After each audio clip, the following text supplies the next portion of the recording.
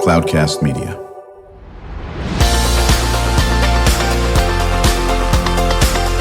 Drew Schlosberg Spotlight on the Community Show, amplifying the voices of social impact organizations, entrepreneurs, local nonprofits, and other community champions who shape the culture, creativity, and connectivity of San Diego.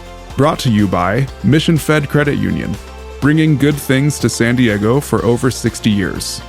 Learn more about what is good for you and good for all by visiting www.missionfed.com.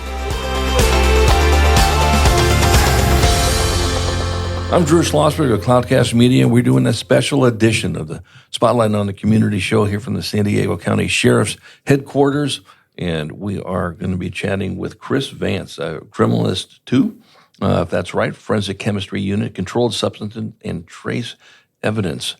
We're excited to hear about all the cool stuff you do. How long have you been with the Sheriff's Department? I've been with the Sheriff's Department for about 12 years, but the county for 18. Okay, and in this role for those 12 years? I've worked in different parts of the Sheriff's Crime Lab. Initially, I worked in the Forensic Alcohol Unit, so that's the ones who test all the blood for DUIs, and we maintained all the breath instruments.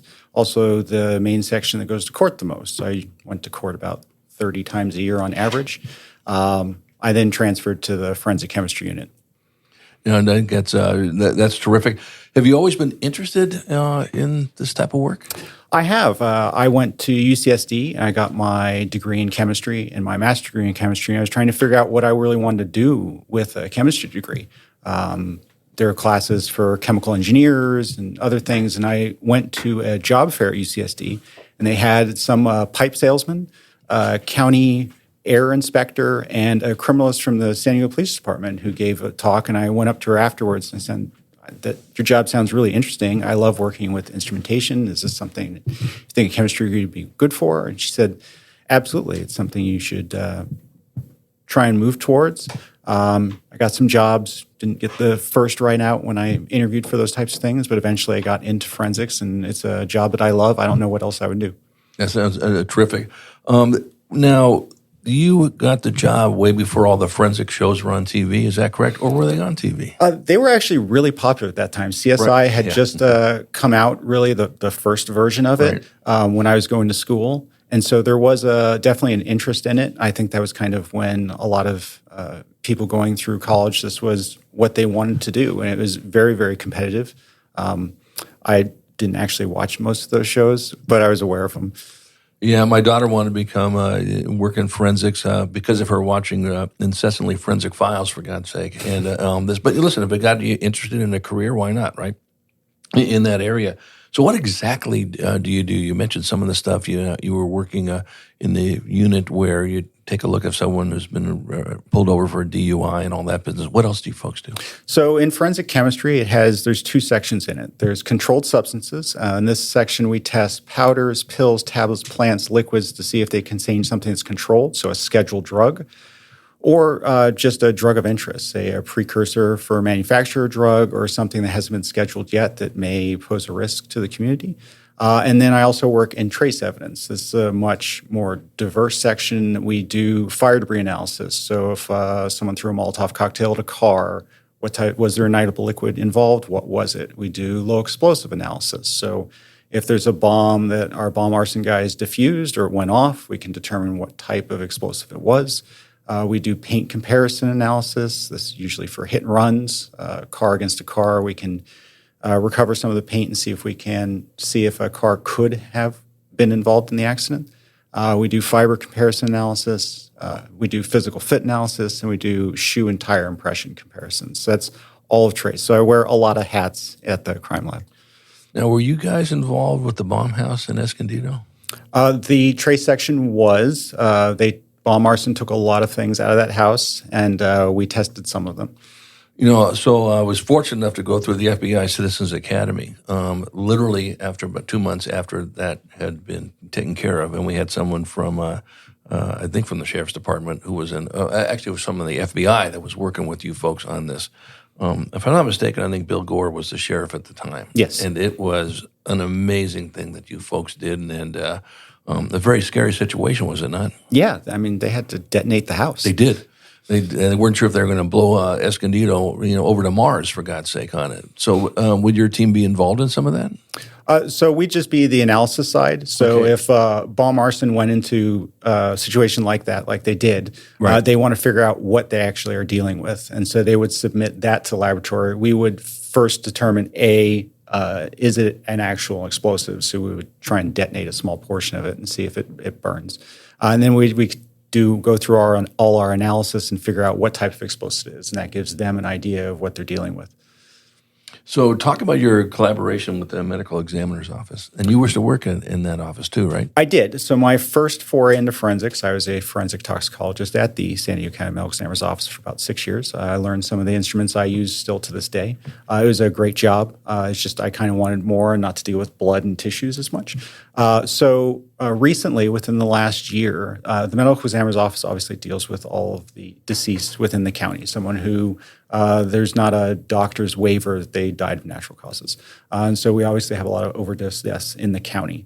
The medical examiner's office does not have the staff or resources to test the solid drugs that may be found at the scene near the decedent. They can only test the tissues to determine what the cause of death was. So this was extra information that the county didn't have. So the medical examiner's office with the sheriff's crime lab got a grant from whoever gave the grant. I forget. So basically, the sheriff's crime lab took on the responsibility of testing a portion of those solid dose drugs that were found at the scene.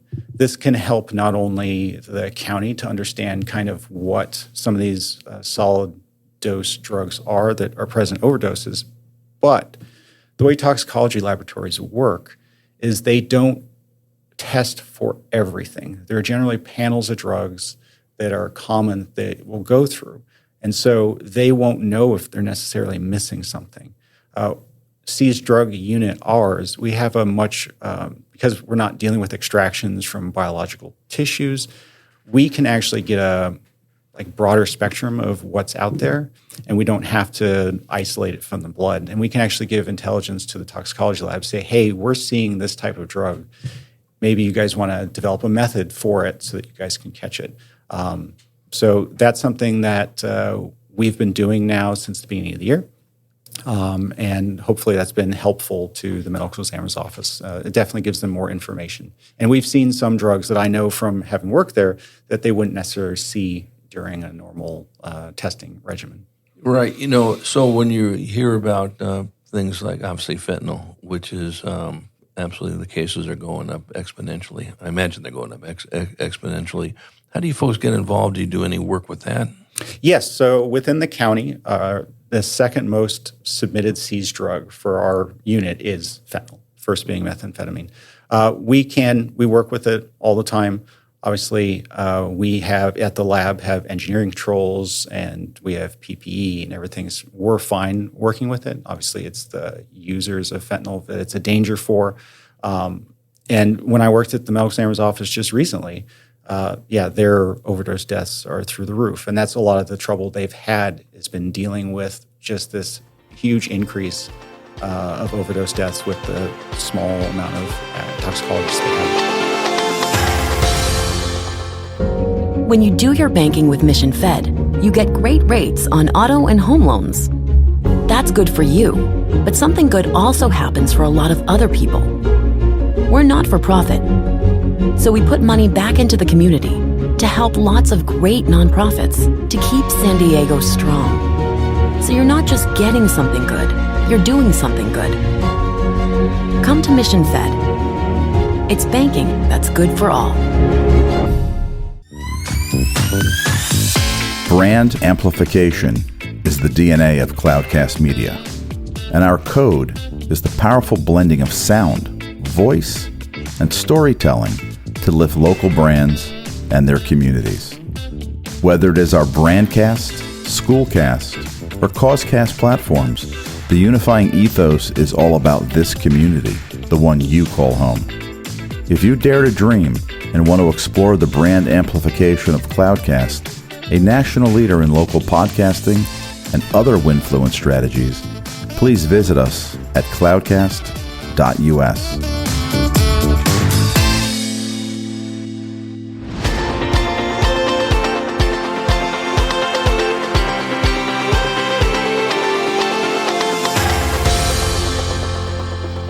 Right, we're chatting with Chris Vance, who's a Criminalist 2 in the Forensic Chemistry Unit of the San Diego Sheriff's Office. We're at the headquarters doing a special edition of Spotlight on the Community Show. I'm Drew Schlosberg, the host of the show. We are the nation's longest-running community podcast. We're now in our 18th year, brought to you by Mission Fed Credit Union.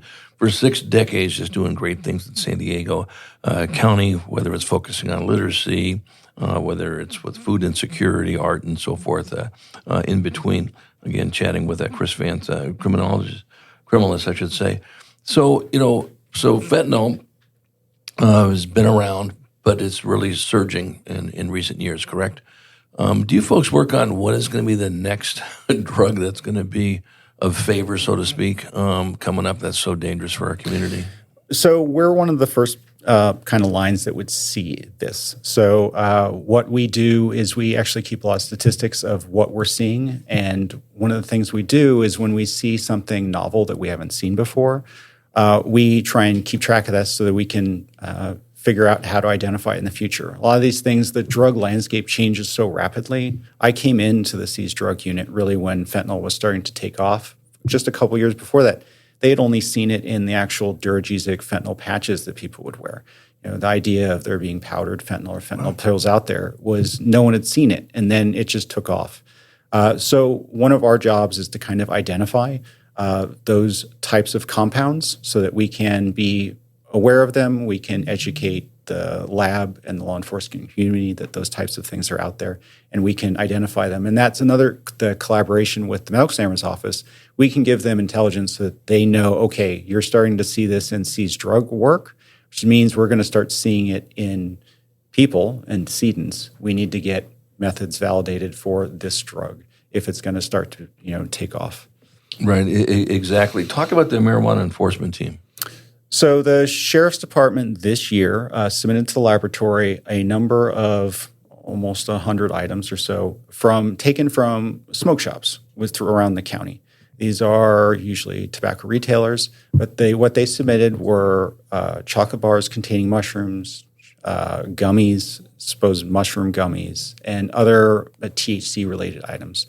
And the department just really wanted to see what was in these, because these are not being sold in dispensaries. This is being sold in just someone who is just cigarettes and cigars generally. And we saw, or I was involved in the project, and I was surprised at what I saw, which is, to me, more than anything, that there were these mushroom chocolate bars that claim they did not contain any psilocin, which is a Schedule I hallucinogen. It's illegal. And they would have these certificates of analysis that you could download to your phone, says that doesn't have anything in it. Wow.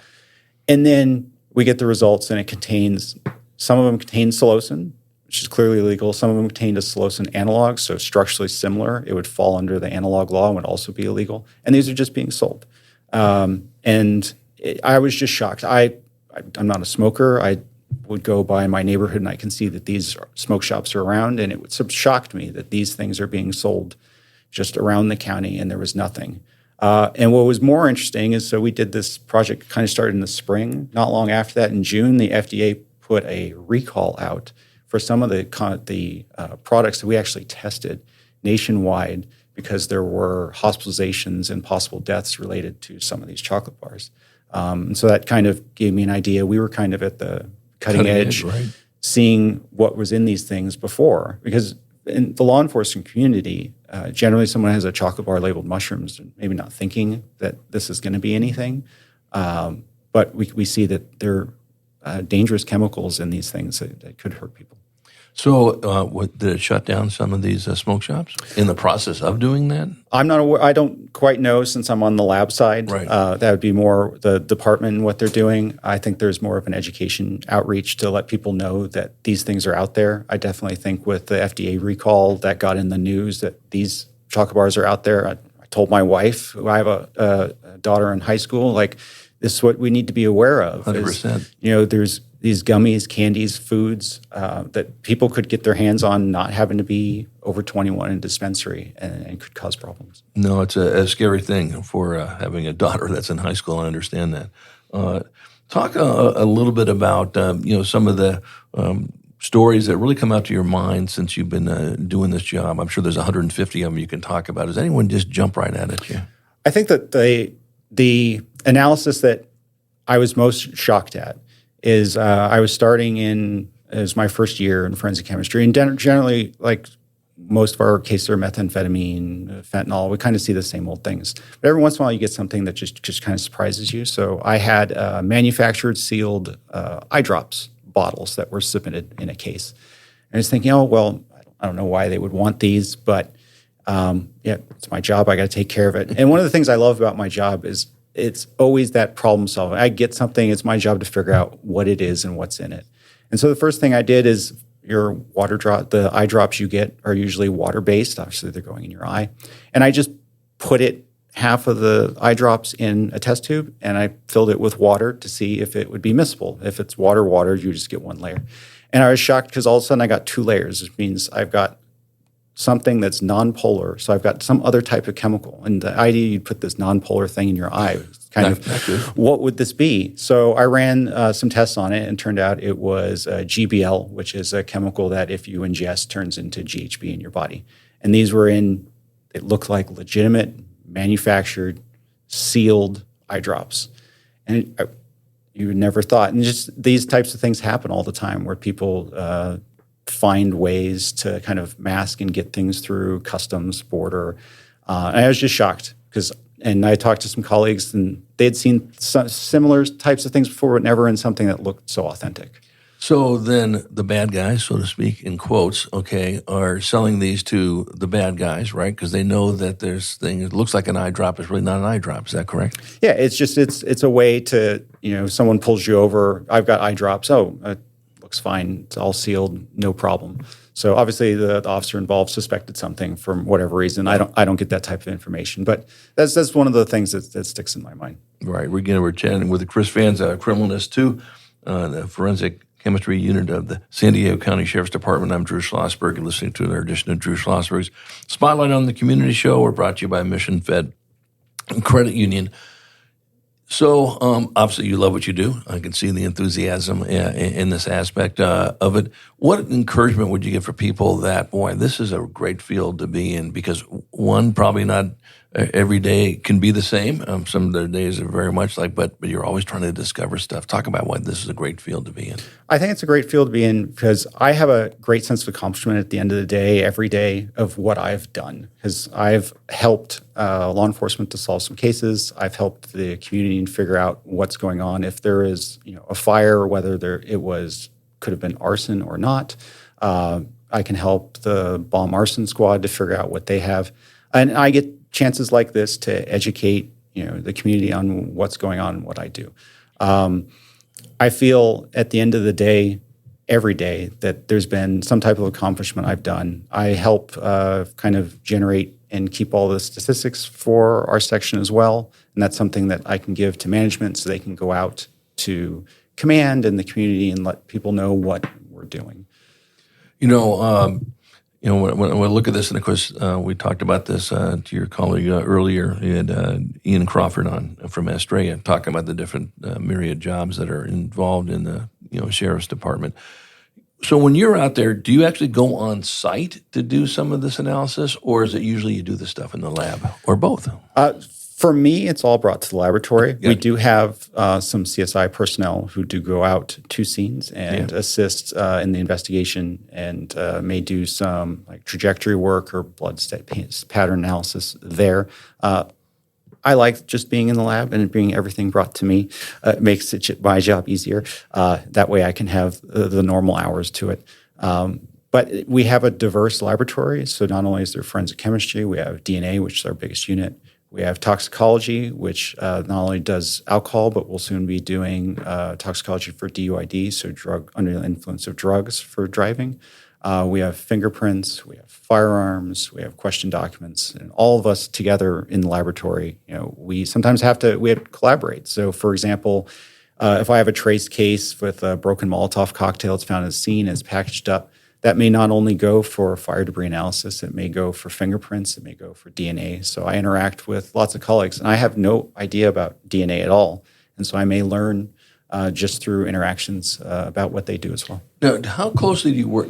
Obviously, San Diego is a great place for biocom, to say the least, and wonderful universities like UCSD and all that. Do you work with chemists there and so forth to try to find new ways of finding out what are in these materials, so to speak? Sometimes we can reach out if we see something unusual.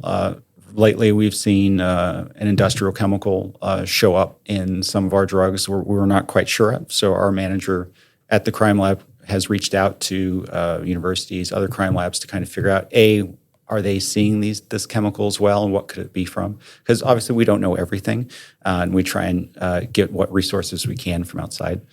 Yeah, and that's what I was going to ask. Are the bad guys, so to speak, we've done cybersecurity shows quite a bit on the podcast, and the cybersecurity experts are always trying to stay one step ahead of the bad guys, or trying to stay two steps ahead of the good guys. And the same thing in your world, is it always something someone's just trying to, put over on you guys, or there's always going to be something new? I think you were talking a bit about the seized drug landscape is forever changing. It is, and there's always going to be something new in that the way the laws are written, you just have to modify a chemical so many ways, and then it falls out of technically a schedule or an analog. And so this is what we saw this for fentanyl during the pandemic. We started seeing a fentanyl analog called fluorofentanyl start to show up. Why? If it had to do with precursors that weren't available or whatever, it's always changing. So it's just something we have to keep up with, and that's a difficulty in the section, is having to keep up with what's going on out there, and we're always kind of a step behind. You've been stumped a lot? Same thing, you go, well, I can't figure out what this is? Rarely, but it does happen. Sometimes, especially with the new drugs, right. We rely on libraries that we can buy so we can compare what our mass spectra is, the instrument we generally use. And that library kind of gives us an idea of what the drug could be, and then we need to actually have a reference on site that we can run against it to confirm it. If something's super new and maybe we're the first person to see it, it may not be in the library. And even if it is, there may be no manufacturer who can actually sell it to us yet because they haven't synthesized it. So every once in a while, rarely, but every once in a while we get something, we just have no idea what it is. So we usually put it to the side and see if we can come back to it a couple months later, a year later, to see if we can figure out what it is. I remember, and you talked about your daughter is in high school, and our daughter was in Westview High School out in the Poway School District. If I came to a presentation on this is sort of the new drug that is showing up in the schools. Now, mind you, she was it was about 12 years ago, okay? But they had talked about that this drug was making its way across the country, and it was just huge in Florida. Now it's making its way down to San Diego. I can't remember which one it was, to be honest with you. Do you work with other agencies that are starting to see things pop up in different regions and say, this may be coming west to us? We do. We like to attend. We attend conferences, and we have conversations, for example, with like the Southwest DEA lab and other labs in California and around the country to we collaborate to see what's going on, because drug trends are local. What we see, especially near the border in Southern California, is different what they see in Northern California or the East Coast. So we have contacts in New York, East Coast, Florida, Texas, all over, to try and figure out what's going on. So that we, every once in a while, you can read in the news, Philadelphia a couple years ago first started seeing xylazine in fentanyl. It made its way over to the West Coast. We see it here now as well, not as much, but it's still here. And so we have to be aware of that in the community so that we can anticipate for the future. Yeah. Do you make presentations to schools at all? I do some presentations. I do a presentation at one of our local community colleges more on the instrumentation we use, but I've been asked in the past to give talks. We give tours. And so we do, I know the lab does community outreach and kind of talks to, and we have people from the lab who go out to high schools, community colleges to give talks on what we do and kind of what we see. Right. Talk about the technology. Are you always having to change the technology, the things that you use to try to decipher what's in the drug, or is that an ongoing process? We do have to keep up with technology trends. Obviously, and the instruments we have usually cost, $150,000, $200,000 a pop. They don't last forever, and there are newer and better things we can do to be more efficient. So this is always a give and take. And new technology can be great, but at the same time, that means as a accredited laboratory, we have to go through a validation process to prove the instrument works for purpose. We have to do a lot of work on it, and then we have to train people. So we're always trying to be as efficient and productive as possible with the assets we have, and to get any new technology that can help us out. But we work for a public entity, and so we don't have infinite gobs of money. So we use what we have the best we can. Yeah, and I know there's a lot of foundations. The police department has a police foundation that helps support what's going on there. I think a big fallacy in the general public is, they're a public entity. They got $4 billion to do what they want. That is absolutely not true in that aspect of it. And you're always looking to how do we, enhance what we're doing and so forth. Do you work? Is there a foundation at the sheriff's department? I'm sure there is. Correct. I don't know the answer to that. Yeah, I think there probably is like the police foundation on this. What can our listeners do to help support the efforts that you're doing? Can they do anything? I think more than anything for the community is just stay informed of what's out there. The sheriff's lab and the sheriff's department, the sheriff's office puts out information about what we're seeing. Just to be aware. And just definitely if there's something that you're seeing or you're unaware of what you have, you can always contact law enforcement to give you some information. That sounds great. Well, Chris Vance, thanks so much for joining us. Chris is a Criminalist 2 forensic chemistry unit for the San Diego County Sheriff's Department. I'm Drew Schlosberg, and you've been listening to a special edition of Drew Schlosberg Spotlight on the Community Show. We are the nation's longest-running community podcast, brought to you by Mission Fed Credit Union. And as you heard from Chris, this is a great field to get into. So if you are geeked up about doing things in chemistry and so forth, it's a good field. Just can't thank you enough, Chris, for sharing your feedback with us. Thank you for having me. Very good. And to our listeners, we hope you enjoyed the show. You've been listening to an episode of Drew Schlosberg's Spotlight on the Community Show, amplifying the voices of social impact organizations, entrepreneurs, local nonprofits, and other community champions who shape the culture, creativity, and connectivity of San Diego community. Brought to you by Mission Fed Credit Union, bringing good things to San Diego for over 60 years. Learn more about what is good for you and good for all by visiting www.missionfed.com.